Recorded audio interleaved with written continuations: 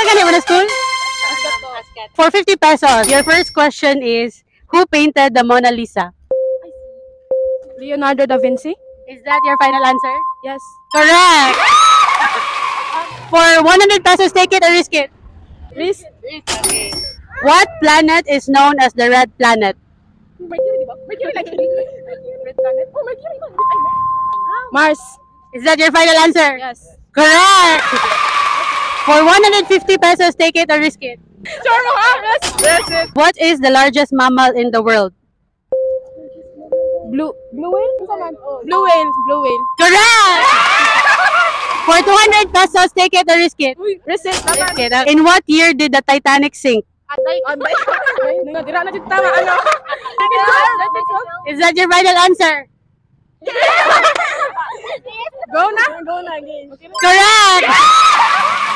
For 300 pesos, take it or risk it? Okay. What is the square root of 625? Square root by 25. Is that your final answer? Yes. Correct! Congratulations!